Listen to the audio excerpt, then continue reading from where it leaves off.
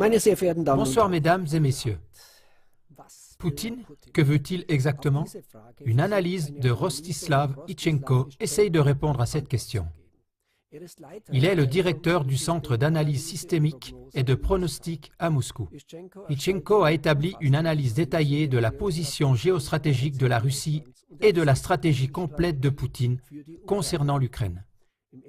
La première partie de l'analyse d'Ichenko montre la structure de base de la position géostratégique de la Russie. Les points essentiels sont les suivants. Dans le conflit de l'Ukraine, les États-Unis et la Russie s'affrontent. Dans ce conflit, il n'y aura pas de paix de compromis parce qu'il s'agit pour les deux côtés de la survie de leur système.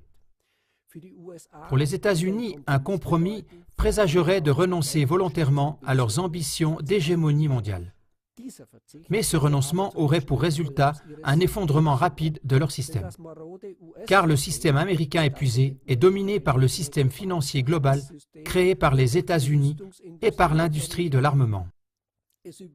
Le système américain survit seulement parce qu'il s'empare constamment de nouvelles ressources. La Russie n'a pas encore cherché de compromis dans cette situation parce qu'elle se voit gagnante dans la guerre des sanctions, la guerre économique, la guerre des nerfs, la guerre d'information et la guerre civile en Ukraine. La force de la Russie est son président Vladimir Poutine. C'est lui le facteur décisif du système parce que les gens ont confiance en sa personne. Dans le passé, le but principal de Poutine était de retarder une confrontation ouverte avec les États-Unis aussi longtemps que possible.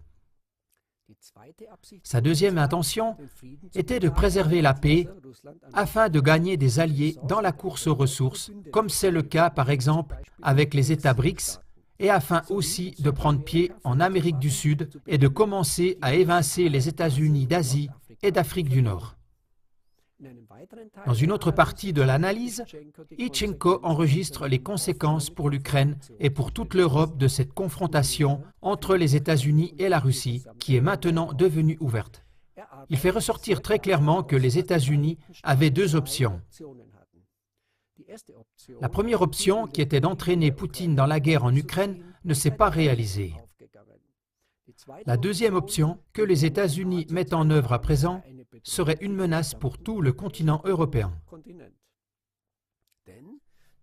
Car la stratégie des États-Unis viserait à la destruction de la structure intérieure et extérieure de l'Ukraine, et ceci signifierait en conséquence, je cite Ichenko, que la victoire coûterait plus cher que la défaite à l'ennemi, c'est-à-dire à la Russie. Cette stratégie serait de déstabiliser l'Ukraine. Suite à cela, la population serait poussée à ce que, je cite, « Des millions d'affamés, de désespérés, solidement armés, s'entretueraient pour de la nourriture. »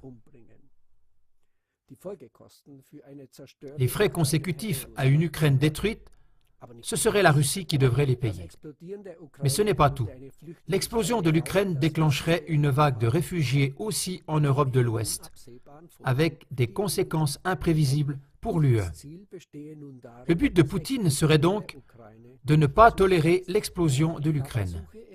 À cette occasion, il chercherait la coopération avec l'UE, car la conséquence d'une Ukraine embrasée serait que la guerre déborderait sur toute l'Europe. Ichenko a peu d'espoir quant à la coopération visée parce que les élites de l'UE seraient beaucoup trop hésitantes à rompre franchement avec les États-Unis. Et par voie de conséquence, un effondrement serait presque inévitable. En ce qui concerne l'Europe, Ichenko ne voit que ces deux options.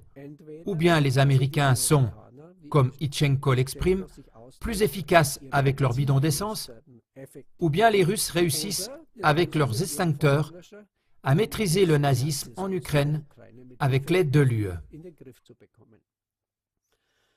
Devant ces conditions, l'auteur se rend compte qu'il n'y a qu'une seule issue pour la Russie et pour l'Ukraine, c'est que l'Ukraine se joigne à la Russie. Surtout pour la raison suivante. Pour les gens en Ukraine, l'UE ne sera plus pour longtemps une alternative possible face à l'Eurasie. Cette analyse détaillée de la position géostratégique de la Russie brise l'image unilatérale donnée par la politique et la presse occidentale concernant la politique de Poutine et donne une image toute différente et beaucoup plus constructive. Chers téléspectateurs, vous rendez-vous compte de l'importance d'entendre et de répandre la contre-voix face au formatage de l'opinion dû à la propagande de guerre destructive provenant de la politique et des médias occidentaux? Merci à vous pour votre aide active. Bonsoir. Guten Abend.